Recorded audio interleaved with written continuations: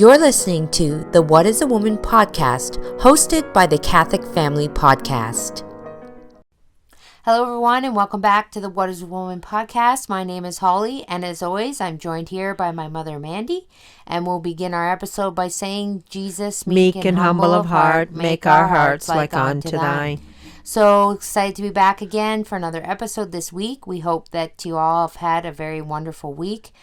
Before we do jump into things, we did want to give a little shout out, as we like to do shout outs here, I think. Yeah, we love shout outs quite often. But our good friends over in Ohio there, the Cajaso family of the Glorious Heritage Cartoons. Yeah, they've dropped another episode, and this one's even longer. It's like 42 minutes. I have to admit, I haven't had a chance to watch it yet. But you may recognize a voice in there. A couple, yeah. I am Sally's mother. In case you didn't know, I've reprised my role as Sally's mother. I do like doing the cartoons. I think they're fun, and I think they're really good for kids. And it's something that you can put on for your kids and not worry about it. Yeah, and I enjoy them too. Right. I enjoyed them. I learned a lot from the St. Margaret Mary one. Things I didn't know. Right. Remember last week when we were talking about how not to be of the world, right? Yeah.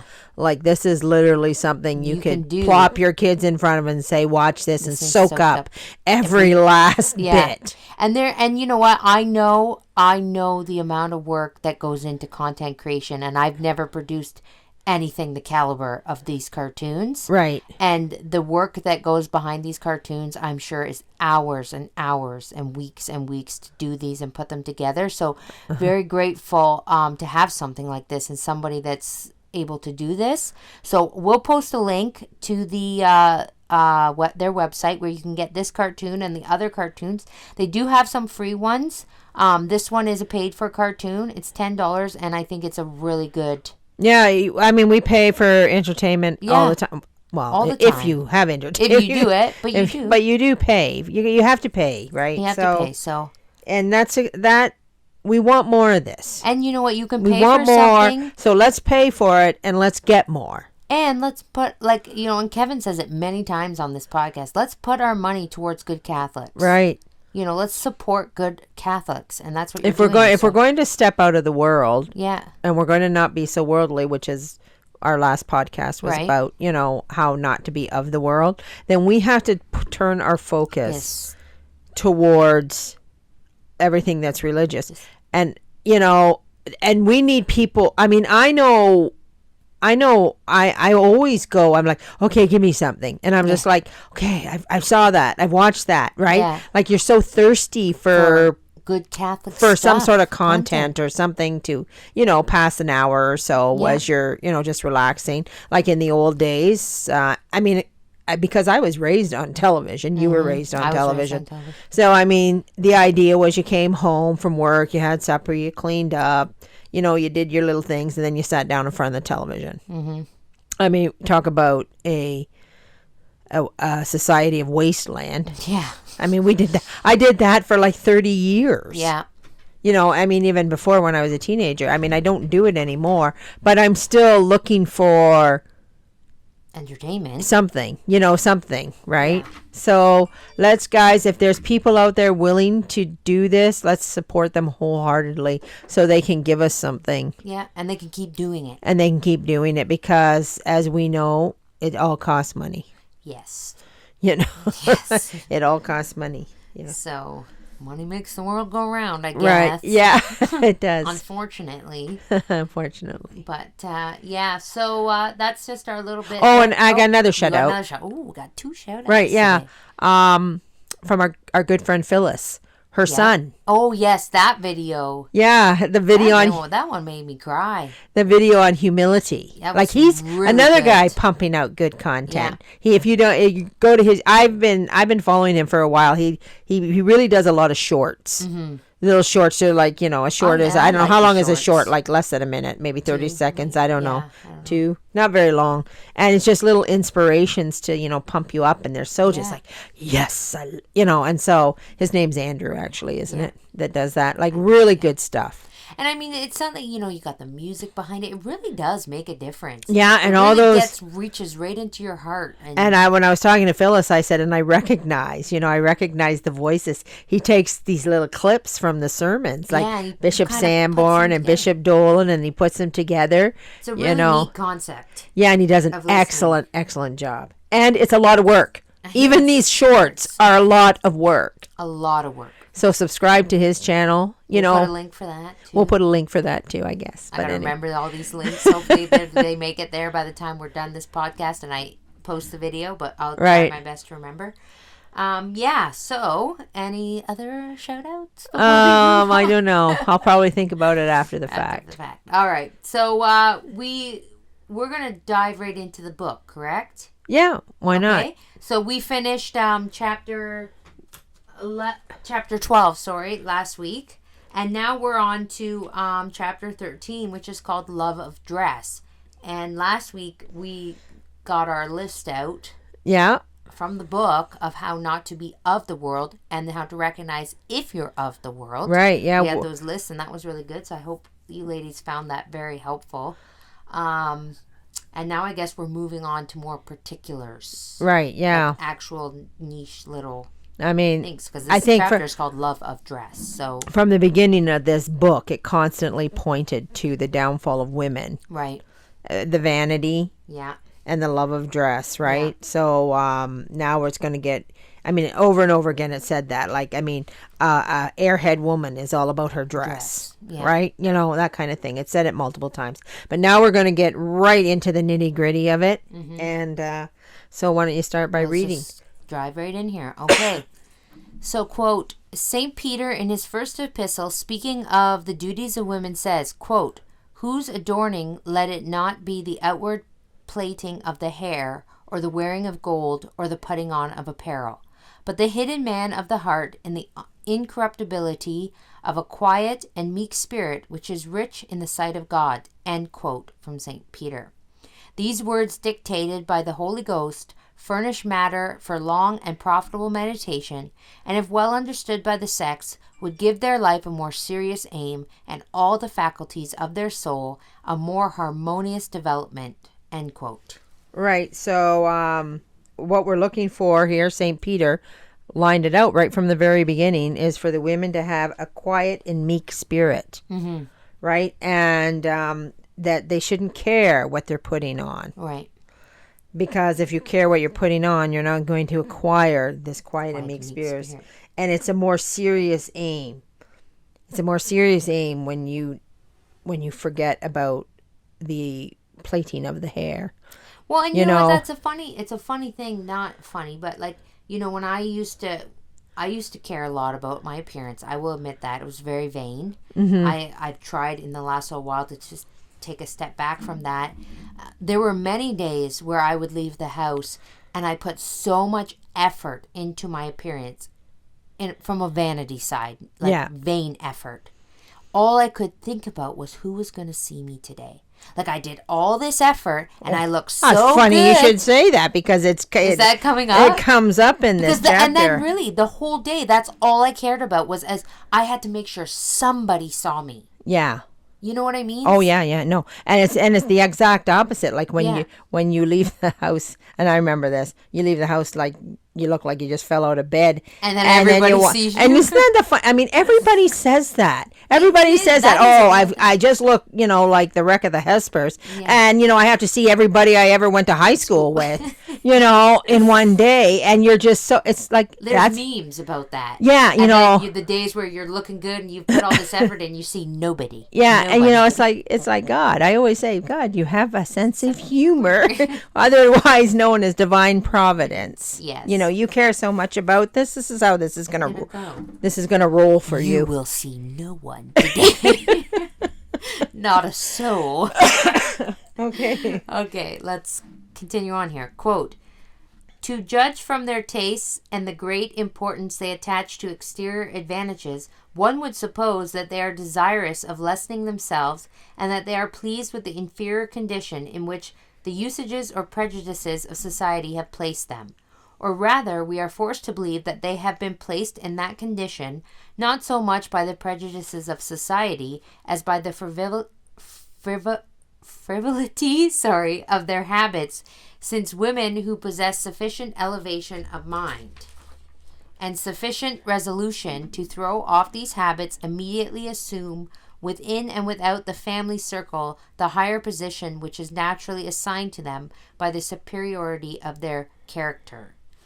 End quote. So right. That frivolity, that word gets me every time, and it's mentioned in this book all the time. I do have to look up a lot of words. There's another. Well, we'll get to it later, so I won't talk about it now. But words are a problem, guys, and not only are they a problem, but they're a problem based on our why we would use the word. And why they tend to use it in the 1800s. So it gets a little mixed up. So then you can't. That's why this old writing is kind of hard to understand. I know. We don't. We say frivolous. Yeah. We say frivolous all the time, but we don't say frivolity. Oh, okay. I'm not even going there. Okay, we'll just we'll brush over that. Okay, so but basically the author is stating to us that we as women are so dumb that we prefer the inferior conditions, right? And it's not really society that degrades women, but it's women that degrade women. Right? So, I mean, I go back to my famous, we have seen the enemy, and it is us. Well, it's like we've put so much importance on our dress, that's what we've reduced ourselves down to. Right. It's just how we look. We've done that.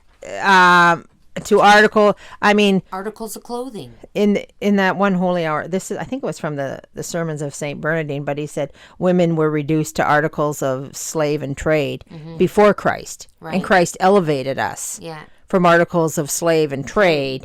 But we are so determined we put ourselves back there to make ourselves articles of slave and trade, and that we insist on it really with the fashion. Yeah. So and then also that paragraph you just read just goes on to say when we throw out the habits, and habits meaning habits of fashion, that's when we assume the superiority of our character. There, another stumbling of the words. I like to keep my words small, down to a couple syllables. Not so much R's and T's. Right. Okay, so continuing on here, quote, whenever the attention and activity of the soul have an outward direction and are bestowed immoderately upon the cultivation of corporeal advantages, the hidden man of the heart, spoken of by the scripture, suffers, its strength diminishes. Yeah. Okay, you put a stop right in the middle of the sentence. I know. Okay, that's because I wanted to talk about this corporal. Okay. Corporal. Okay, go ahead. It almost sounds like a church word, doesn't it? Yeah, the corporal. Yeah. Corporal. Yeah, it means of the body. Okay. Right? So, I mean, because I had to look it up, because sometimes I have to read. I'm like, okay, what are we saying here? Right. So, it means of the body. So, just read that again where I put that, because the corporal. Yeah. So, upon the cultivation of corporal advantages. Yeah. So, when we're... the hidden man of the heart. Right. So, when all we care about is the care of the body, the heart suffers. Okay. Right? So that's what it's saying. So there, when all you care about is the body, the heart suffers. And I feel like that has a wide variety there. I think we can get hung up too much on health too. Yes, health is a big thing. Health is a big thing. Where it's almost like we make it, health can be turned into a religion of its own. Right, yeah. Like ladies, I always said, because I've known people that, are so about the health. Yeah. It takes over everything. It takes over everything, right? Yeah. And it was like, if you want something to take over everything, make it God. Yeah. Make that be your thing that takes over everything. Yeah. So we don't want excessive care of the body makes the heart suffer. And and the important word there is excessive. Yes, we should be healthy. Yes, we shouldn't be obese, and we shouldn't just eat whatever we want. That's gluttony. Yeah. We should try to be healthy. Right. We should try to take care of our bodies. But the key word there is excessive. And I always say... over compulsive. Like... And what always puts the body in check is mortification and suffering, right? Yeah. So, I mean, like, so what, like I know people have food allergies or whatever, but if somebody gives you something that's not healthy, just eat it and offer it up. Yeah. The God's graces are like that's feeding the soul, right? Versus caring about the body, right? Like, take that opportunity to feed your soul rather than to pamper your body. Even though that's actually a good word, pamper your body. Even though people wouldn't consider the needs of health as pampering their body. Yeah.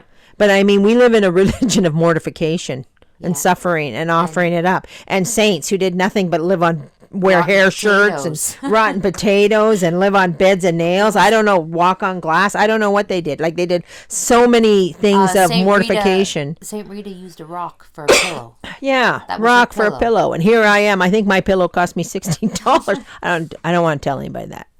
You just did. We laugh, but we're laughing at our own awfulness. Okay, yes. We're trying to be good. We're trying to be better.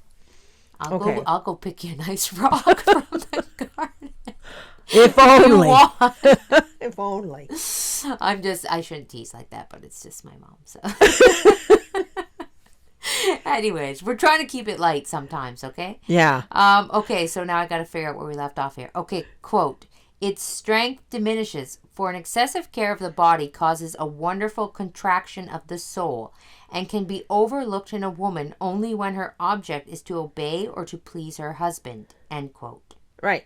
I think that's a wonderful is it contradiction, not contraction? I don't know. It says contraction. It doesn't say contradiction.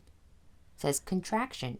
CONTRACTION. Contraction. Yeah. Causes a wonderful contraction of the soul. Okay, so it is contraction. We looked it up because I thought it was contradiction, but either or is kind of the same thing. Because again, this is when we're reading something old and it doesn't make sense. A wonderful contraction. So it's basically saying it makes the soul smaller. Right. So how we, in our mind of reading this in our day-to-day English, we'd say, how can that be wonderful? Why do we don't want to make our souls so what I did was I looked up the word wonderful. Yeah. Right? I said, okay, what could they why are they using this word wonderful? Right? Well, wonderful means astonishing. Oh, so you're astonished that she would make her soul smaller. Yes, right? So this is what I'm saying. This is why these books can be very hard to read. Very hard to read, because to us, if somebody said something is wonderful, like, that just means good. That just means that's a great thing. Yeah. But wonderful doesn't always. It's astonishing. And in this, it's one of the definitions of the word, right? So in this instance, in 1800s, we're going to take that it's an astonishing contraction, right? Of making this soul smaller. So the only time a woman gets away with it, did we read that? Is only when her object is to obey or please her husband. Yeah, is it in there? Did we just read that? Read that? Yeah. So the only time a woman gets away with actually, primping and pruning herself, is when she's doing it for her husband. Is when she's doing it to please a husband. Okay. And the one thing that I say, right, because we always walk a fine line of how much do we lie to ourselves. Right. Yeah. Right. And again, it's all about the heart, right? So the heart knows, and God sees the heart. And only you know, and only God knows what's truly in your heart. What's truly in the heart, right? So you can just, doll yourself up right to the nines and say, yeah, my husband demands it. But God knows, and you know. Yes, right. Yeah. How much of this is because it's for your husband, and how much is it for you? Yeah, right. So, ladies, I implore us not to lie to ourselves, to get deep into our heart. Yeah. And root out the self. Yeah. Right? To say, because I've had instances in my life very recently and even before where you're like, you actually I stop and think, and I think, you're lying to yourself. Yeah. You're lying to yourself. You're telling yourself something that you want to believe, but that's not really how you feel, and you know it. Yeah. So snap out of it and play it like it is. Right, right, yeah. Like that's what I've told myself. Yeah, yeah. Stop making it, because those are excuses. They're excuses. So, I want to look like, I stepped out onto the movie screen. So, and, my husband does demand it. And that's maybe true. Maybe your husband does demand it, but you also want it. Yeah, you want it too. Right? So you use the excuse. You just use him as your scapegoat. Right. Scapegoat, yeah. Okay, quote, but when it originates in that secret instinct of vanity, which is so natural to women's heart, or in the desire, unfortunately so common, of attracting the gaze of the world and obtaining its applause, it becomes inexcusable, both on account of the vicious motive which prompts it and the great dangers which follow from it. End quote. Wow, that's heavy. This is when you went to the grocery store. Yeah. And you're like, I'm all done up. I'm all done up. Everybody look at me. And nobody looked at me. This is exactly so. But that's exactly what they're saying.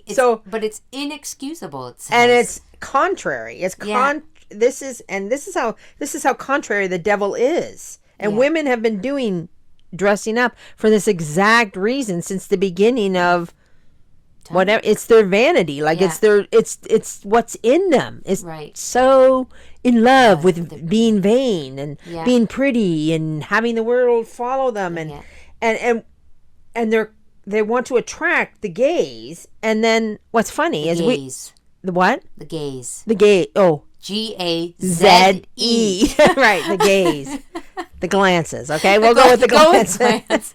They use the word gaze. I know, but the way you said it sounded. I know, and that happens to me a lot. Sometimes But that word does sound like that. So anyways, moving on. But anyway, but what's funny about this, when I was reading that one, I thought what's so funny about that is we live in a society that is, the women are so angry at men for the glances. The glances. We'll go with glances.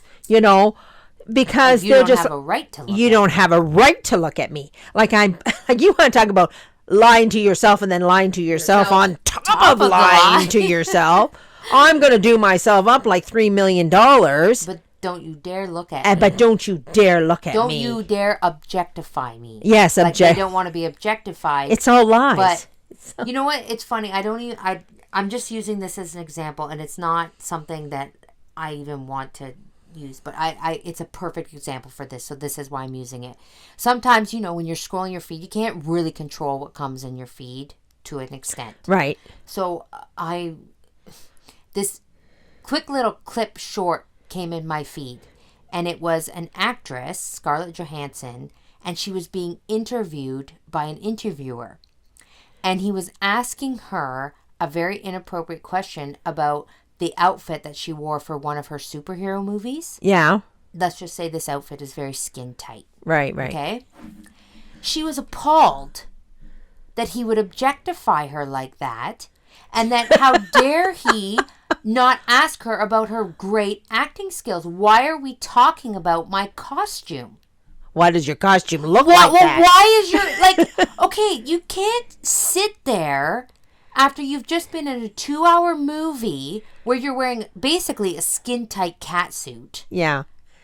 You can't... no. You do not get to sit there and tell a man that he's objectifying you after you just showed every curve of your body in a skin-tight catsuit. Yeah. On the big screen for billions of people. Yeah, I know. You don't get to say that guy is objectifying you. You don't get to do that. You put on that catsuit. You played that role, and you did that movie. Right. And you objectified yourself. And you did it for those reasons. Yes. Like, she's lying to herself. So I was scrolling through YouTube Shorts, and that came up, and it caught my eye, because I was like, oh, objectifying women. I was listening to it. I was like, whoa, wait a minute. No, you're wrong, lady. You are so wrong. Yeah. I mean, should he have made those comments? No, 100%. He should not have. But set him up. Nobody forced you to put on that catsuit. You set him up for those comments. So anyways, I'm just using that as because it's a perfect example to show how women do that. Yeah. They put on these clothes, and they they do these things and then they say, well, don't objectify me. Yeah. The motive was there, you know? Yeah, and I mean, in our book here, In Love of Dress, is constantly telling us, you know, which almost sounds a bit feminist, because this is what the feminists are always on about, you know, is, you know, you love me for my mind. Yeah.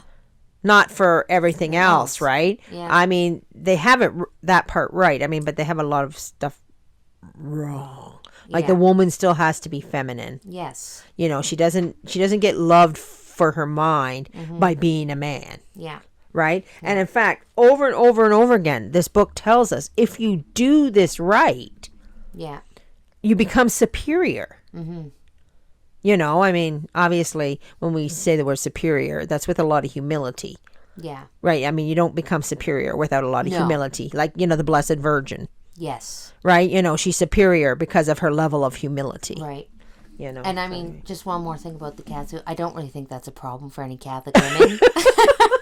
I don't think any of you out there wearing catsuits, so I'm not. I know, but I just wanted to clarify that because I was like, I should clarify that I didn't imply. I don't want to imply that I think any Catholic women listening to this podcast are out there walking around in skin tight catsuits. I know, but you know what? We do it in other ways. But we do it in other ways, so we just need to be careful that we do it in other ways. It may not be a catsuit, but it might be something else. You know, we do it even with long skirts and frumpy clothes. Right. Yes. You know, we still do it because, as the book is telling us, it's not about what we put on. It's about our attitude and what's in our heart. Yes. Right? Okay, so, quote, females cannot be told too often, nor can they themselves too frequently recall to their minds that women who lose their virtue may, for the most part, trace the beginning of their disorders and ruin to a love of dress. End quote. Right. You know what? The word that I picked out of there was disorder. Yeah. It's calling it a disorder, right? It said the book calls it a disorder. Love of dress is a disorder. Yeah. And truly it is a disorder. Because how many issues are given to women? How many disorders?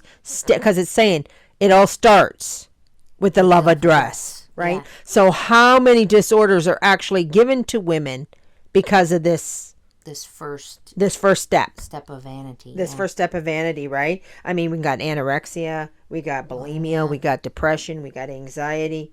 We even got the fat and proud issues. If it even went the other way. Yes. In this modern age. Now we're going the other way with obesity being where praised women like are it's beautiful. Yes, like they're, you know, a little too large, and they're wearing catsuits. Yes. Like, and they're going, and you can't object. I mean, it's craziness. Okay, it's clown world. I'm going to say that. But still, where did this start? Because it started because this is love of dress is a disorder. Is a disorder. And disorder just breeds chaos. Yeah. And dysfunction. Right. And insanity. It does. I mean, and the worse it gets, it gets to the state we're in now. Like, right. You know, exactly. Okay, so quote, they should reflect that the word which signifies an immoderate attention to the decoration of one's person is the root of the word which expresses a love of the grossest and most shameful pleasures. End quote. Okay, so in there, did you read the French word? No, that's an asterisk. So it goes down to the bottom. The asterisk, there's an asterisk at the end of that sentence, and it says, in French, the word luxe, love of dress, is the root of the word luxure, which means lust. Yeah. So when you hear like luxury, like that's got to be where our word luxury comes from, right? Yeah. The same thing. It all means lust. All means lust. You know, so when you're pampering yourself up with, you know, furs and diamonds. Well, yeah, that makes exact sense because bedazzled gowns. What else is luxury than lusting after things? Yeah. Having things that are not necessary. Luxury is literally something that is not a necessity. Yes. That's why they call it a luxury. Yes. You don't need it. Yeah, so it's a form of lust. It's a form of lust. So there you have it from our tree of the death. Full book from the 1800s. Yeah. Okay. Quote, "This fact is a very significant indication that the love of costly attire is for individuals and for nations. The most ordinary source of lust and experience has never afforded so melancholy a confirmation of this truth as in our own days and under our own eyes." End quote. Right. So in their own days of 1800... there was a lot of luxury going on back then. I mean, these are the days of Downton Abbey too. Yeah, these are the days of the gowns and the balls and the, and the courts and the kings. They probably have more luxury than we do. We have modern luxury, but they I'm talking in the sense like, you got all dolled up and you went out to a ball. When was the last time you went to a ball? I know. Like well, they do say about the clothing of history, though, right? So because I love history. I'm a history fanatic. But right, so they only had so many ways they could show their luxury and their money, right? Like we have a lot more ways to show our money than they did, right? So they had to show it a lot in their dress, right? Yeah. So so they got really carried away. Like the one thing was, well, to have a cravat, a scarf around your neck was luxurious. Then to have two would even be more, all the scarves. And this is what they did, right? Like the ruffles and the buttons and the wigs and the, and I'm just thinking of in general these time periods. But I mean, lucky for the what do you call them, peasants. Mm-hmm. I guess it paid to be a peasant. Yeah, what they have, one outfit. Yeah. I don't think they had two cravats, or what did you call them? Yeah, cravat, yeah. Cravat, yeah. I hope I'm saying it right. But, a scarf. That's a men's scarf, too, by the way. Yeah. So the peacocking and the love of dress was not just for the women. Was not just for the women, especially during this time period. Yeah. If you go back. Well, because they didn't, you're right. If you think about it, they didn't have cars. No, they didn't have cars. Men couldn't buy cars and fancy motorbikes, and, they didn't have. They didn't have a lot of places to put the money. Right. So they put it in dress. Yeah. Right, to show. That's how they showed how, the luxury of their station in life. Right, so this chapter back then probably very prevalent to them. Yeah. To tone down your love of dress. Only go with one cravat. Well, and or maybe no cravat if you're feeling really so inclined. I don't know why I'm laughing so much today. Well, because it's just so like, I'm just laughing because it's so funny to think like, I get that that's how they lived, but like for us to be like, I'm feeling very luxurious today. I'm going to put on two scarves. Not one, but two. Like, it's just funny. And, and how much more frills can I have hanging off my arm? I know we're getting silly. I know, but anyway, it does pertain, like what they say, there's nothing new under the sun. Right. Love of dress has always been there. It's just something different for us. It's not neck scarves. It's... it's... I don't know. Skanky little tube dress. Well, those are the people of the world. Well, those are the people of the world. But for us as traditional Catholics, it's still there. Well, you know what? Maybe it's not for us. Maybe it's not the neck scarves. But, maybe now we can apply this to, for example, brand names. Brand names, right, yeah. Brand names are a luxury. Brand names are a look at me. I'm wearing this brand. You know? Right. Like showing off all your brands and labeling yourself. And yeah. That is a form of love of dress. That is everything. But, only you in your heart. No, I know. I'm just can decide how much of maybe somebody, gave you a Coach bag. No, I'm not I'm not saying no brand names. Or maybe somebody bought you a Michael Kors watch.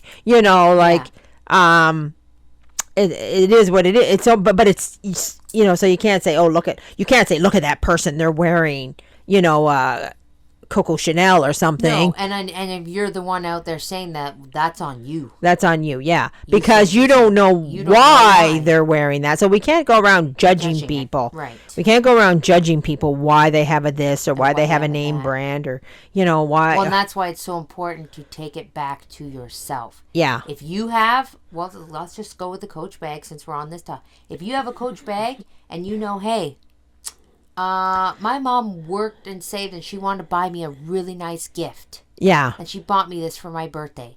In your heart? Yeah. You know that. Right. In your heart, you know that. Like, you know, and that's why we're saying that. You know what's in your heart, and God knows what's in your heart. Uh-huh. And if anybody else is making judgments on you about that, that's between them and God. Yeah. You know, so you know. But for us, we have to. But that's why we're saying you really have to sit back and say, what's in my heart? What's in my heart? Where does Mandy end and the love address begin? You know, like where does this, do I, even caring so much about, I'm just saying for myself, I'll have to have this because it makes me look thinner. Yeah. Like these are just mild things. Well, we think they're mild. Yeah. Maybe God won't think they're so mild. Well, because you, as again, so much emphasis. You said you knew. I mean, we said that. You said you knew everything, So this is why, a rooting out of the heart and the disposition. And this is why, we can wear all the modest clothing we want. I think I said it in the very first thing because somebody commented. Yeah. They said, if you can wear a skirt all day long. Right. If the disposition of the heart isn't right, it don't matter. Maybe there is something there. But you're trying to be a saint. You're trying to get to heaven. Yeah, no, I didn't mean it doesn't matter. But what I'm saying is if the disposition is not correct, the heart. It's all about the heart. The disposition is more important than the dress. Exactly. Now, that's not to say that you can wear whatever you want. Yeah. In modest and say, what? I got the right disposition, because you don't. And then again, you're back to you're lying to yourself. You're lying to yourself. Right. So if you put on something that it's immodest and you're trying to trick yourself into believing that's okay. Well, that's excuses. And then it goes back to our chapter, what we just read, that says it's inexcusable. Yeah. It is inexcusable. Right. Because at the end of the day, God knows what's in your heart. And when you're being judged by God, there will not be excuses, I don't think. Well, we've been told there will be no excuses. Yes. No excuses. That's what I'm saying. There will be no excuses. God's not going to be everything's exposed. And so, I always felt like I wanted to know that before I got there. What exactly is going to be exposed. Right. So let me find that out now. Not lie to myself, not to make excuses, and not to, that's why I think we stress that, that is why this is so important. Mm-hmm.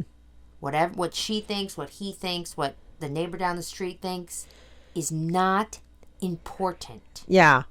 What is important is what you think and why you do things. Right. If people are judging you, again, that's on them. Right. Only you know what's in your heart, and only you know why you do the things you do. So it's very important that we as Catholics don't get wrapped up in what everybody else is doing. Yeah. And we really, everything, for me, when I think about it, and this is something I've been trying to work on really hard, because it is a problem. Judgment is a problem for everybody. Yeah. Well, you're constantly thinking, you're constantly worrying, so I have to continually tell myself, this journey, this life, at the end of the day is about me. Right. What I'm living is about me, and only I am held accountable for what I'm doing. Yeah. I can't say, well, she did this. Well, that don't matter. Yeah. That doesn't matter. It's like you've been playing a little bit of golf lately. Yeah. Right? And what did your brother say? Yeah, listen. Daryl's wise wisdom about golf can be applied to our Catholic faith for 1 second here. My brother just recently moved home around Christmas time, and I'd never golfed with him before. And we're big golfers. All my siblings and we all golf. We love it. I hate it. My mom hates it, but we love it. It's not because I'm not. I just want to put that out there. I'm not athletic at all, right? But golfing is something that I find very relaxing. You can be out with your siblings. You can talk while you're golfing. It's kind of slow pace, Yeah. So anyway, the first time my brother and I went golfing together, we get in the car, we get to the golf course. He says, "Now, I'm going to tell you something.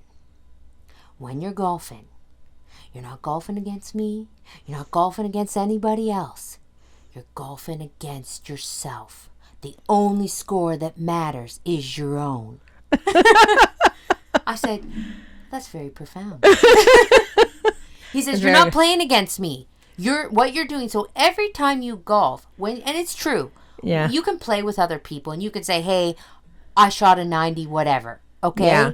Great. Oh, I shot over 100. Well, you beat me. But it's really not so. Yeah. Each time you golf, what you're doing is you're trying to perfect your own score. Right. So that last time you went out, you played 18 holes, maybe you shot a 90, whatever. Next time you golf, you try to get that number down each time. Right. Sometimes you go back up to over 100, like, wow, I played a really crappy game. But he really does have that right. Yeah, and that's life. You're not playing against anybody else. It's not a her versus me competition. It's not a I'm better than you or you're better than me. You're trying to be the best person you can to get to heaven. You're trying to be a saint. Yeah. If you so happen to pull people along with you, that's the grace of God working through you. That's not you. Right. And that will keep you humble, and that will remind you, that I'm really working on myself. Now, that to be said, we have children that we need to pull up with us. Right. That's our job as parents. Mm-hmm. So it's not just to say, I'm just working on myself over here. You kids, you do you. I know, but I have said that a million times. Like, I mean, if you make yourself a saint, there's not that much parenting that needs to be done. And I know that sounds weird, but they're following you. I made a T-shirt like that. I'm a mama sheep. Yeah, I'm a mama sheep. I follow the Lord, and my children follow me. Right? So, and that's the thing, right? So, and that's exactly how it works. You become your best you. And your children follow you. Yeah. They do. It's crazy if you sat here and said that doesn't happen. Yeah, no, it does. It's crazy if you said, I am striving to be a saint, and you are like, I'm going to be a saint for God, and your kids are going to look at that and go, I don't know what she's doing over there, but I don't want no part of that. It's like, no, that don't happen. Well, the Martin family, the St. Teresa. Yeah. Yeah, you were there. I was like, Martin family. No. We know some Martins. Yeah, no, but that's why, or the family that overtook Christ. Yeah, they raised saints. They raised saints, and that was because, they were there themselves. Now there are cases where saints are born out of trial and strife. No, I know, and saints come from all over the place. They do come from all over the place. They don't just come from saints. But that's not our hope. Our hope is not for God to make a miracle out of nothing and just be like, I can skate by on all my issues and just pray that God's going to save my children. If that's your goal, I feel very bad for you. That should not be your goal. You know? We should be striving for sainthood first and foremost for ourselves, because we love God so much that we want to be worthy. Yeah. When we get to heaven, we pray that we will be worthy enough to even just stick a toe in heaven. Right. And be in front of the beatific vision and consume God in all his goodness and glory. We have to be worthy for that. Yeah. So, and if that's what you're working for, your children will follow that. Yeah, exactly. Because they won't know anything else. And sanctity spreads. And sanctity spreads. And you just as evil spreads. So did, yeah. So anyway. So anyways, that's just a little, and and if there's any other fellow golfers out there, you know what I mean. Yeah. Hey, you can say what you want, but I love golf, and I never thought in 10 million years that I would. And to be honest, I got involved in golf for my husband. Yeah. He wanted there to be something that him and I could do together, just the two of us, and enjoy. Right. And he just bought me a set of clubs, and he's like, I just want you to try golfing. Like, just try it. And if you don't like it, well, then you don't like it. But he goes, I think it's something that we could do together that would be fun. And I'm like, golf? Really?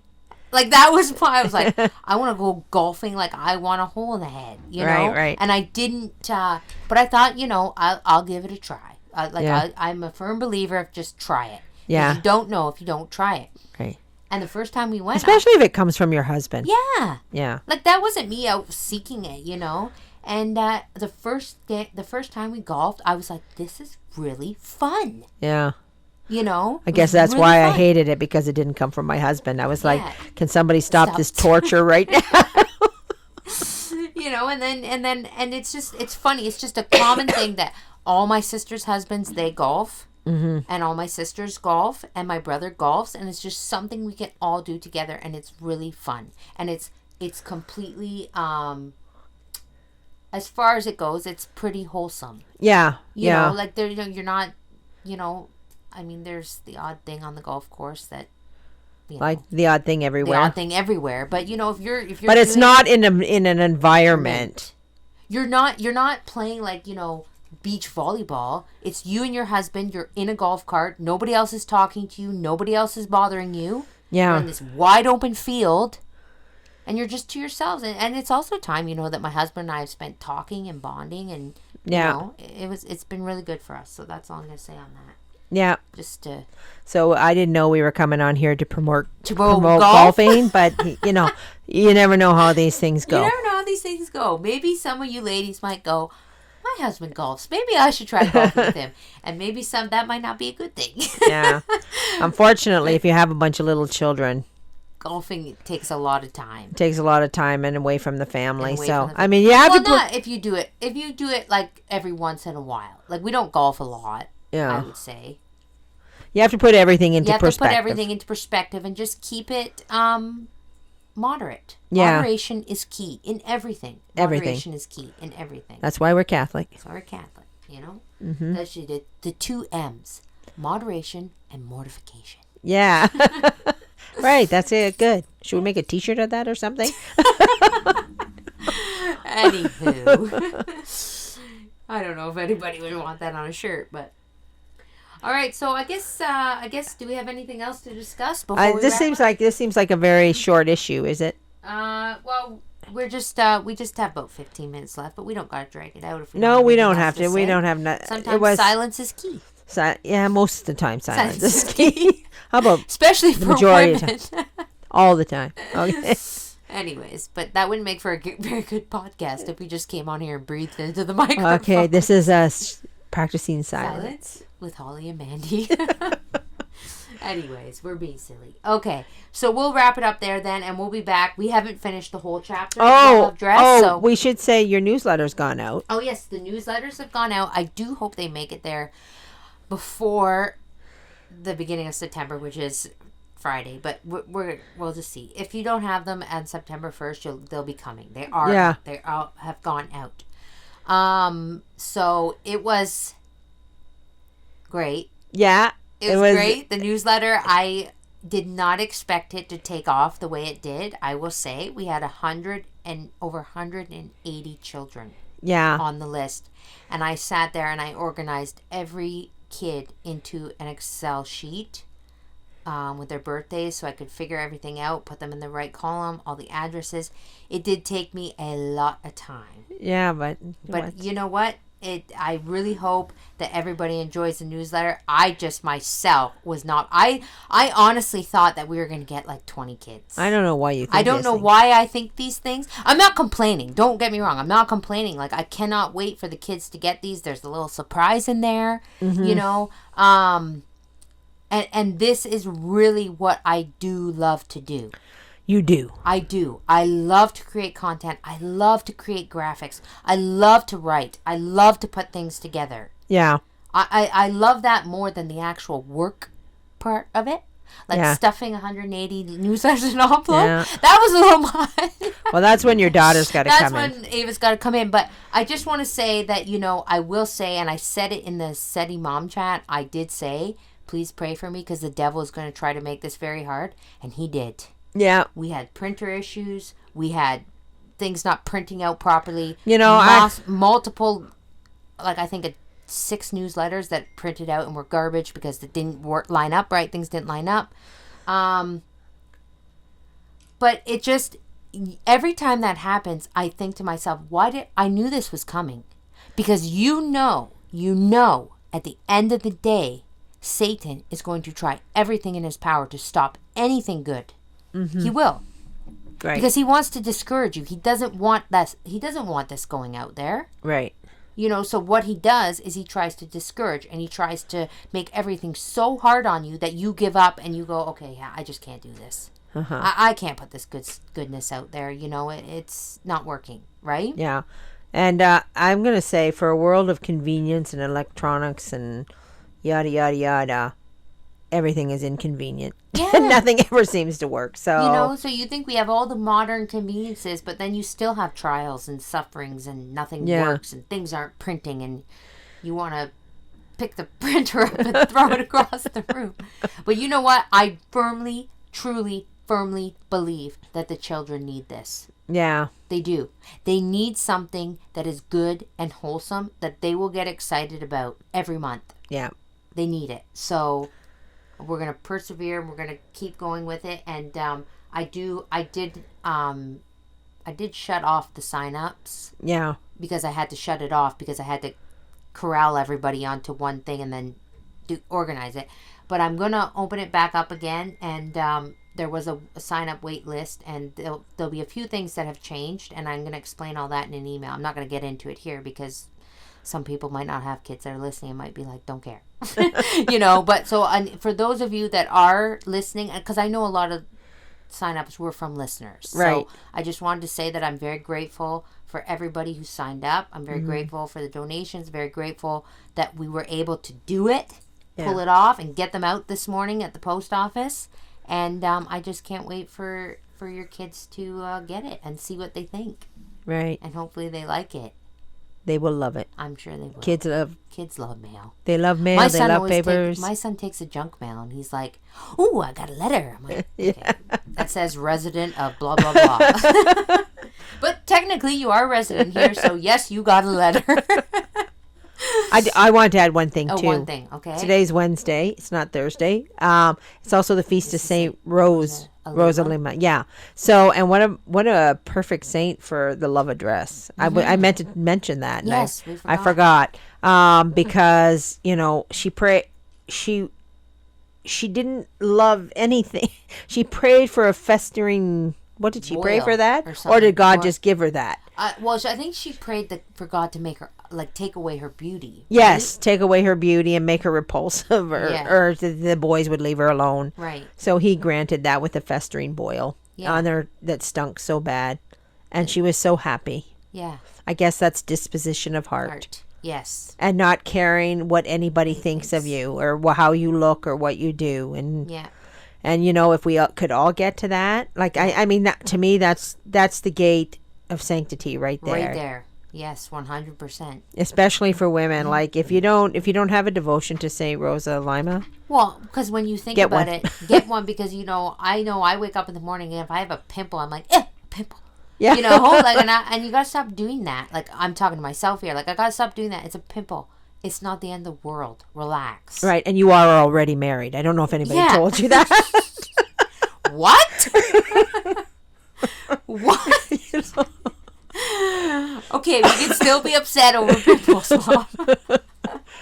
No, not if you're Saint Rose. If you're Saint Rose Lima and you're married. You shouldn't care. Right. But no, it is something that I am working on, because it's just another part of the vanity. Yeah. It's not that important. It's not that important. So let's offer it up. I'm going to say half the time people don't even notice other people's pimples. No, not. They don't really. No, not really. The odd pimple here and there, it's not the end of the world. Yeah. As women, we do. And I shouldn't, I know when you're a teenager, it is very discouraging. Yeah. When you're at that age and you have a face full of acne. I did. Yeah. I did as a teenager. I was devastated, you know? So it is, but it... And you had, and I don't want to say anything, but you had too much love address. I did. Yeah, yes. So a face full of... So maybe a face full of pimples was a problem for me because of that. Yeah, maybe... These are the things we learn, right? Yeah. So anyways, so I guess we did take us to the top of the hour after all that anyways. Well, give us 5 minutes and we can turn it into 15. Yeah. I don't know that we should be proud of that. There's probably a chapter on it in the book. We'll get to it. Anyways, we hope you all have a very blessed week. And may our Lord bless you and Our Lady guide you. And Saint Teresa, pray for us.